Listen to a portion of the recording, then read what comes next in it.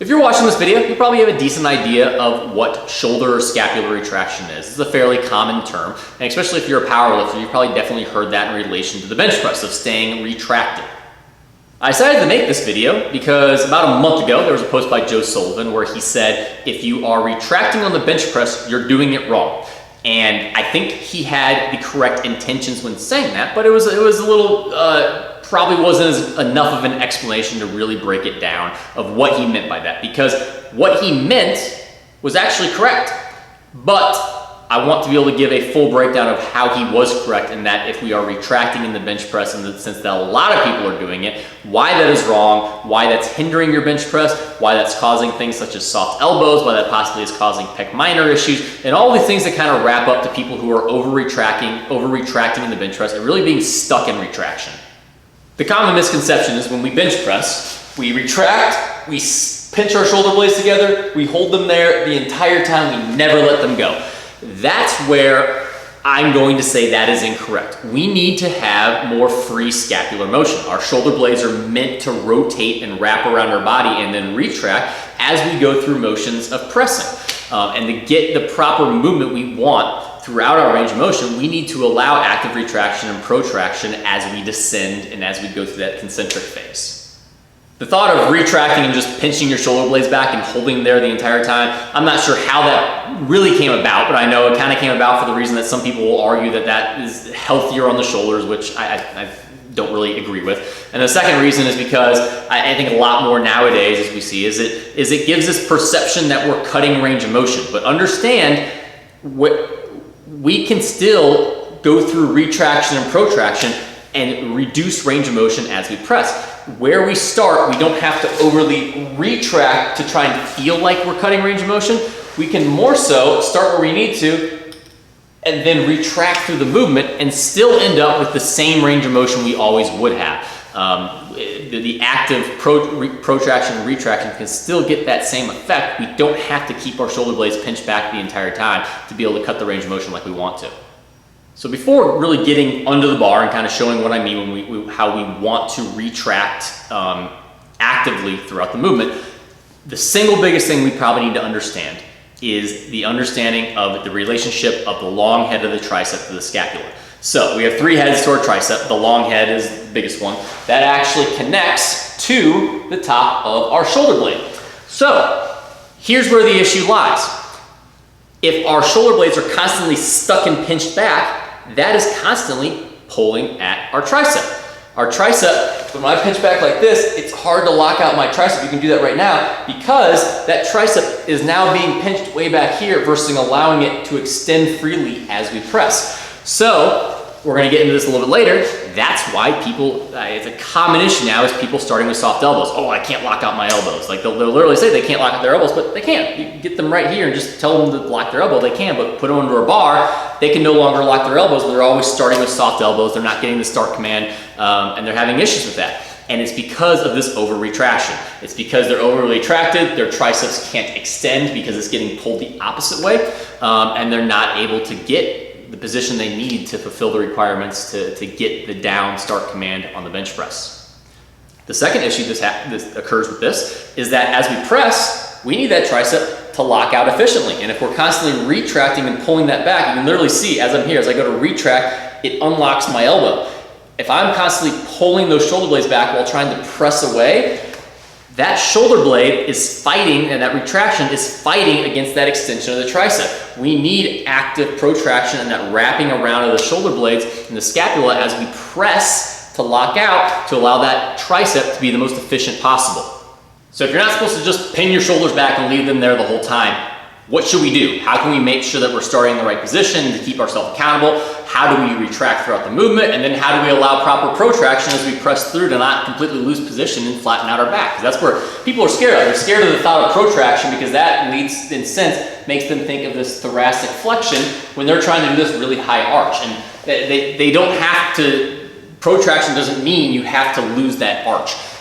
Protraction also is accountable by what is your thoracic spine doing. The same thing with retraction. So if I make sure to lock my elbows and my elbows stay locked, I can only retract so much. Now if I let my elbows bend, I can retract a lot more because again, now that tricep isn't being a limiting factor of what that scapular, that motion can do, because I'm allowing that tricep to be pulled back with that shoulder blade. So that leads us to the first point with our setup. Be very, very strict that when you unrack and you set up on the bench press, that your elbows are completely locked. You can since retract a slight amount, but only to the amount that those elbows can stay completely locked without any bend, or else then we're gonna start getting into an over-retracted state. So what I mean by this is, as I set up for bench, the things I'm gonna think about is, when I go to unrack, I'm going to press the bar out, not just reach the bar out. Because too many people, they'll start with these bent elbows, they'll kind of bring the bar out and then retract, and then they're stuck in this pinched shoulder blade position, and then from there, I can't even, that's me trying to lock my elbows. I literally couldn't do it because I over-retracted to begin with when I was unracking the bar. I want to actually think about almost, I want to say it's protracting and rounding over, but I want to press the bar out and then bring it over me, and then while being very mindful to hold those elbows locked, I then kind of can let my shoulders sink into place because gravity is naturally going to pull them down and in a sense retract them to an extent for the reason that the bars and the weight is pushing us down. So what that's going to look like is I set up, I press the bar out, I bring it out over my body with my elbows locked. From there, I never even really thought about retracting. Really, for the most part, the weight plus me trying to elevate my rib cage created that on its own. Most people are not going to bring the bar out and then try and push it away the entire time. If we're using leg drive and we're trying to roll up on those upper traps, a lot of what I talked about in my leg drive and bench technique video, which I'll put below in the description box, as those can kind of be a prequel to kind of understanding how we need to set up for this, is as long as we're doing those things, when we bring that bar out, we're pretty much just gonna fall into place with where our shoulders be, because like I said, gravity's gonna take us there. We just need to be mindful to be very strict that our elbows stay locked so we don't over-retract. So, if we have the bar out, our elbows are locked, we're in position, we've kept ourselves accountable from over-retracting by making sure those elbows are locked from the get-go, we never allow them to have that bend as we pull that bar out, we're gonna be in a good starting point. We're not gonna be overly retracted. But we want retraction as we descend. So what do I mean by that? So as we go down, we want to actively allow those shoulder blades to retract and pinch together in the sense of what most people think of retraction. So a couple ways to think about that is, one, my favorite one, and this is actually the one that Joe said in the comments, which is why we kind of can bring around the understanding that he understood that you have to retract. It's just not something you should force and then try and hold the entire time and then let go. And the common cue you hear of, it's a great cue, is as you descend, reach your chest to the bar. If you do that, you'll notice naturally you start to retract because reaching the chest forward kind of creates this natural retraction state. The second thing is, if we want to think more of, so reach chest to the bar more creates this movement of chest to the bar, which creates retraction. If we want to think more just truly retraction, we think about pinching the back, but we need to understand where we need to pinch the back. Too often, people think about lats, and so when they think about lats for retraction, that's not really what they do. They have a possibly a function of retraction that's kind of debatable based on who you look at for what the function of the lat is and their kind of opinion there. But even if it does have a function of retraction, it is not the primary retractor of the shoulder blades. There's the lower traps, the rhomboids, they are much more important than the active retraction. So that is more our mid to upper back. If we think lats, we're going to end up pulling kind of to the mid lower back. If we're thinking more rhomboids and traps, we're pinching right up top. And if you think about it, if we're in high arch bench press, that's the exact point that's really going down in the bench, which is what we want. We're trying to descend down. We're trying to pinch that upper back for retraction and then press away as our back drives into the bench. So what that will look like as we're going down is I'm going to be mindful of elbows locked. As I go down, I'm going to actually pinch and reach my chest to the bar. I'm going to press. And next we're going to get into what you do when you press. So we've covered how to keep ourselves accountable as we unrack, to keep our elbows locked so we don't over-retract. We talked about how to actually retract as we go through that eccentric descension to be able to pinch that upper back together or reach the chest of the bar. But then as we press, we need to allow our shoulder blades to wrap around and our shoulders to be allowed to protract. And kind of how I think about, because like I said in the beginning, if we pinch those back and we try to press, that shoulder blade insertion where that tricep long head inserts, that's going to fight against that tricep trying to extend, which is going to make it harder in a sense to lock out fully. So what we need to think about is kind of like in the squat, when we descend, we directly drive the feet through the floor.